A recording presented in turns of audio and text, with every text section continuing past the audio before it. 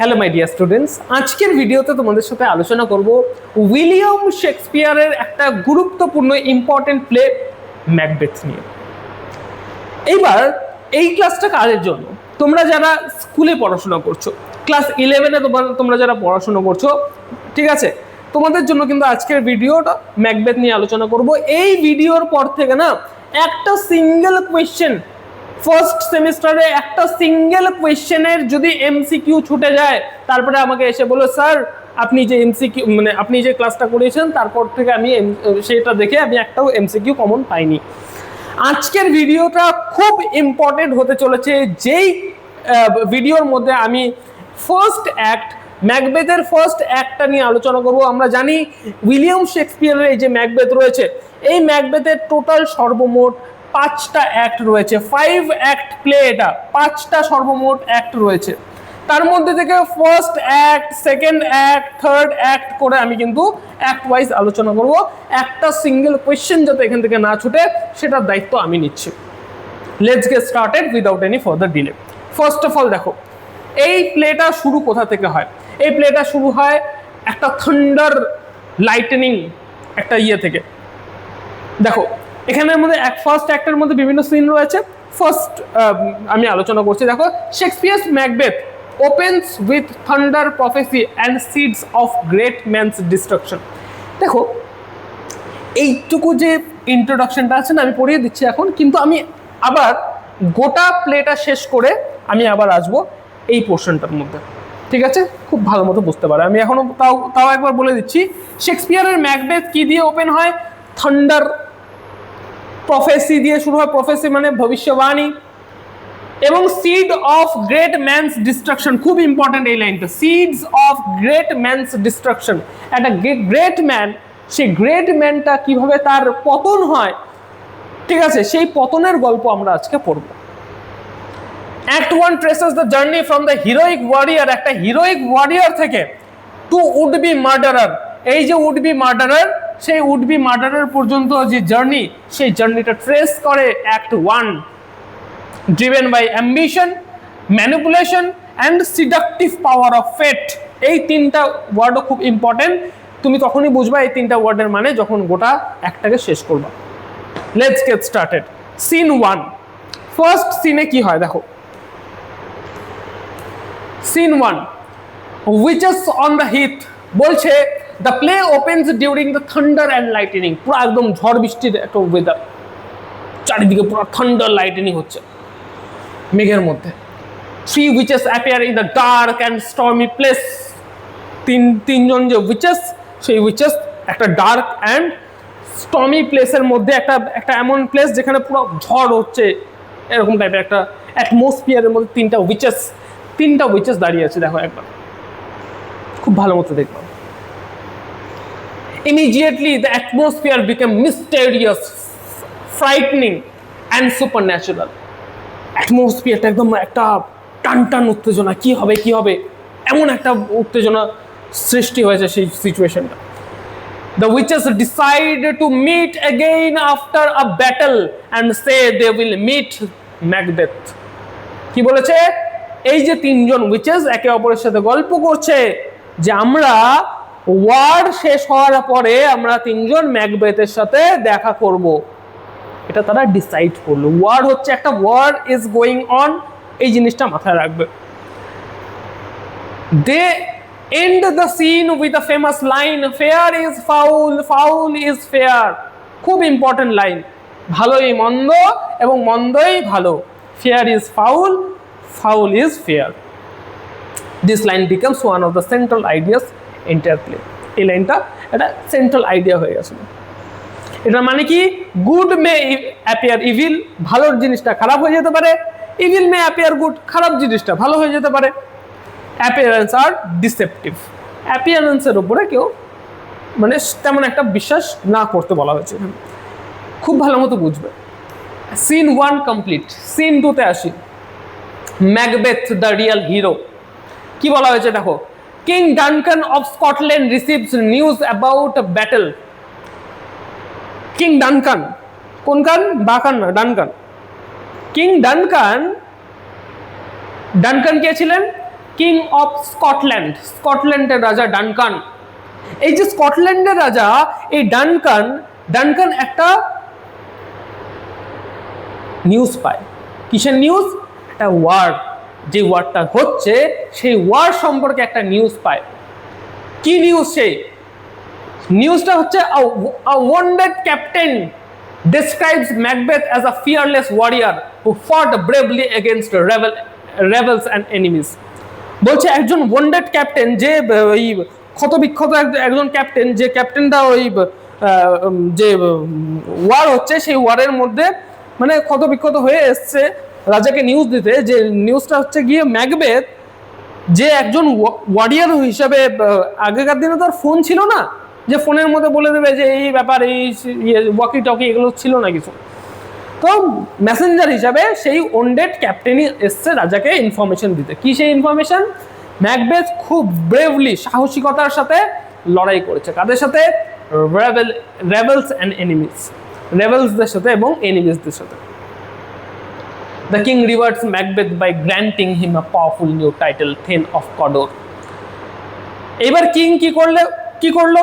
King হচ্ছে ম্যাকবেথকে একটা powerful title, then of কডোর। এই যে পাওয়ারফুল টাইটেল, সেই পাওয়ারফুল টাইটেল দেওয়া হলো কাকে? ম্যাকবেথকে। সে অ্যানাউন্স করলো অন দ্য স্পট। কি বললো?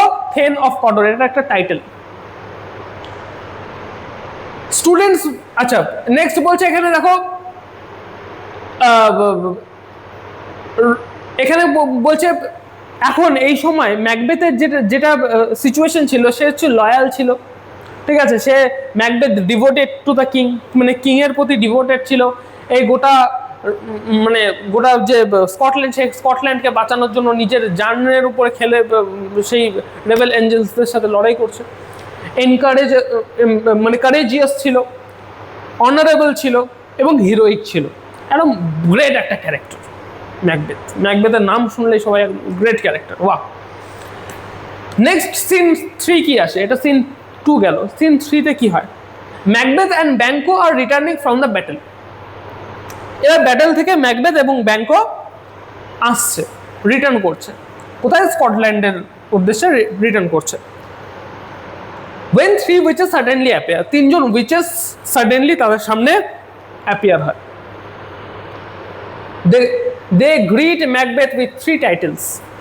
এই যে 3 জন witches যখন suddenly তাদের সামনে appear হয়, এই যে 3 witches 3টা টাইটেল দিয়ে ডাকে তাকে, ম্যাকবেথকে। কি বলে? Thane of Glamis. এবং থেন অফ গ্লেমস কিন্তু ম্যাকবেথ আগে থেকেই থেন অফ গ্লেমস ছিল, কিন্তু যেটা ছিল না, থেন অফ কডোর ছিল না। রাজা অ্যানাউন্স করেছে, রাজা অন দ্য স্পট সেখানে অ্যানাউন্স করেছে, কিন্তু ম্যাকবেথের কানে এখনো খবরটা পৌঁছায়নি। থেন অফ কডোর এখন পর্যন্ত কিন্তু ম্যাকবেথকে অ্যানাউন্স করা হয়েছে, কিন্তু ম্যাকবেথ এখনো জানে না। তারপরে কি বলছে? Future king. ম্যাকবেথকে আবার কি বলছে? ফিউচার কিং, তুমি হচ্ছে রাজা, king of Scotland, future king of Scotland. এই 3টা বলে তাকে কি করলো? গ্রিট করলো। আমরা গ্রিট করি না, good morning sir, good morning ma'am, greet করি না? তেমনি এই 3টা উইচেস গ্রিট করলো কাকে? ম্যাকবেথকে। কি বললো? থেন অফ গ্লেমস, ঠিক আছে, গ্ল্যামিস, সরি, সেটা যেটা সে অলরেডি আগে থেকে ছিল, থেন অফ কডোর, আর হচ্ছে ফিউচার কিং। নেক্সট, আচ্ছা দেখো, ম্যাকবেথস inner conflict begins after hearing the প্রফেসি। যখন ম্যাকবেথ শুনলো, এই প্রফেসিটা শুনলো, ভবিষ্যবাণীটা শুনলো, তখন ম্যাকবেথ কি করলো? ম্যাকবেথের ইনার কনফ্লিক্ট সেটা বিগিন হয়ে গেল। ম্যাকবেথের ভেতরে যে অলরেডি সুপ্ত একটা ইচ্ছা ছিল কিং হওয়ার, ক্ষমতার ইচ্ছা সবার মধ্যেই থাকে। তোমার মধ্যেও আছে বস, আমার মধ্যেও আছে ক্ষমতার ইচ্ছা। কারো মধ্যে কেউ সতী সাবিত্রী না, সবাই চায় প্রধানমন্ত্রী হতে। এবার তোমাকে যদি বলা হয় তুমি ফিউচার প্রধানমন্ত্রী ইন্ডিয়া, তুমি কি বলবা আমি প্রধানমন্ত্রী পদে বসবো না? সবার মধ্যেই ক্ষমতার ইচ্ছা থাকে, কিন্তু সুপ্ত থাকে। এই যে ক্ষমতার ইচ্ছা, যে ইচ্ছাটা ম্যাকবেথের মধ্যেও ছিল, কিন্তু সেই ইচ্ছাটা ছিল সুপ্ত একটা ইচ্ছা ছিল ম্যাকবেথের মনে মনে। এবার যখন 3 উইচেস এই 3টা টাইটেল ধরে তাকে ডাকলো, ম্যাকবেথের মনে একটা ট্রিগার হলো সামথিং সামথিং, যে আমি হতে পারে, আমি ফিউচার কিং হতে পারি। তার মধ্যে সেই ডিজায়ারটা জাগলো, হিডেন অ্যাম্বিশন। বোঝা গেল? Hidden ambition. আচ্ছা, dangerous thought, murder enters his imagination, moral conflict, he recognises the evil within himself. ঠিক আছে, এবার এখানে কিন্তু ম্যাকবেথ কি হলো, তার মধ্যে ইনার কনফ্লিক্ট জাগা শুরু হলো। ঠিক আছে, বলছে after hearing the প্রফেসি Macbeth becomes deeply disturbed.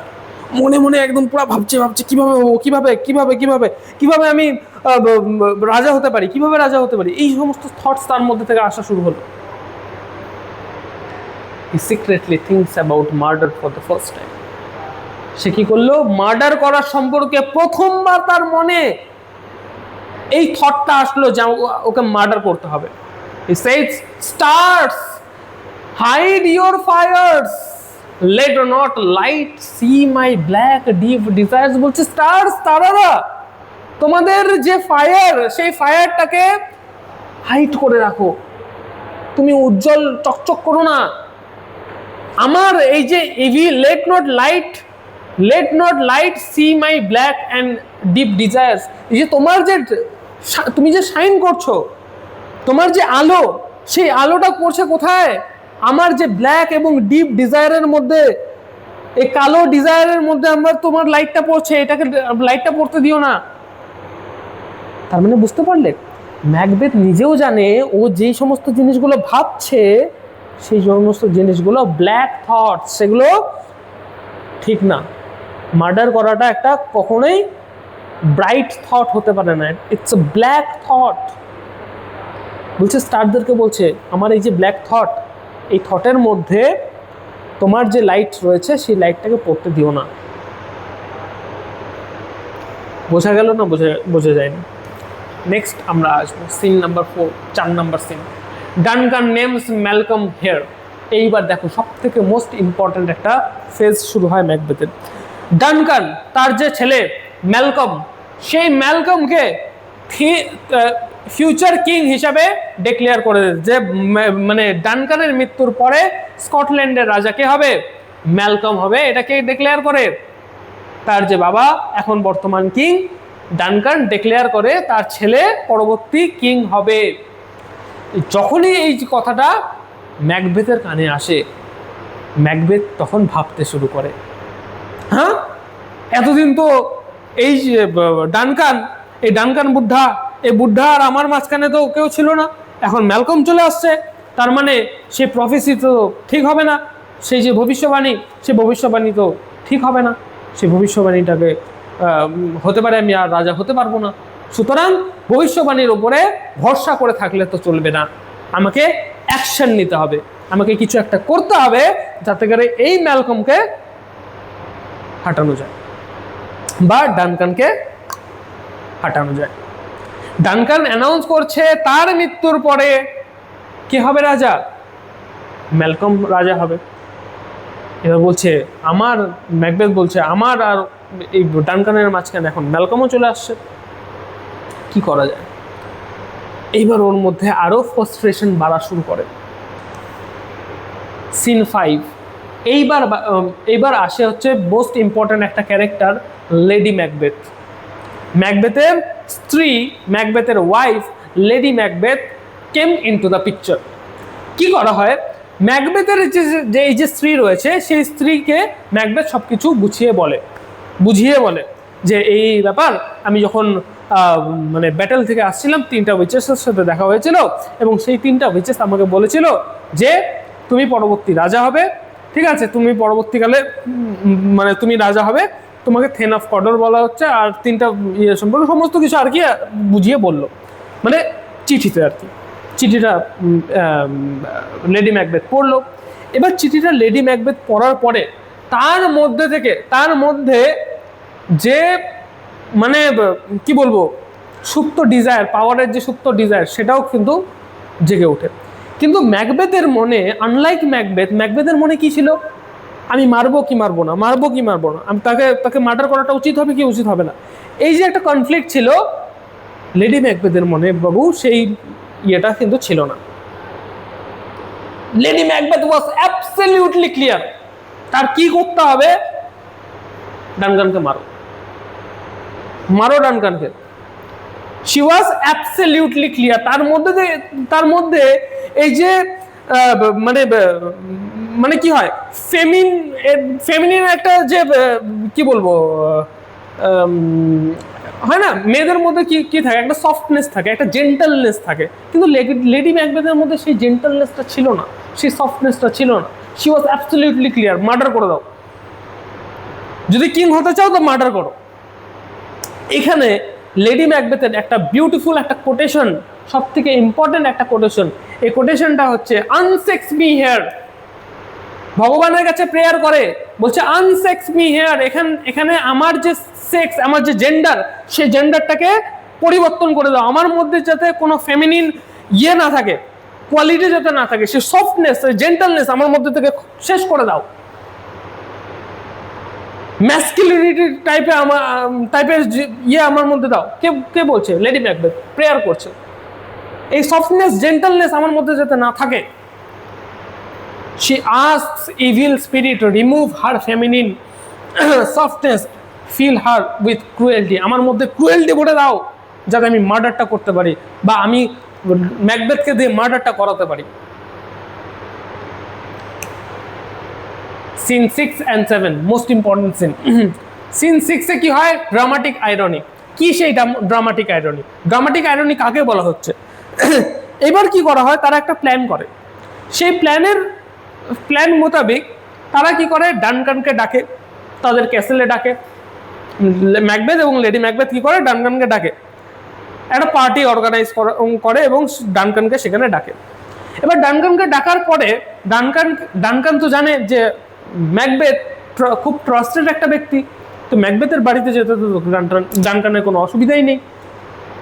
আমরা জানি, অডিয়েন্স জানে যে ম্যাকবেথ এবং লেডি ম্যাকবেথ ডানকানকে ডেকেছে তাকে মার্ডার করার জন্য, কিন্তু ডানকান এখানে জানে না যে তাকে মার্ডার করার জন্য ডেকেছে।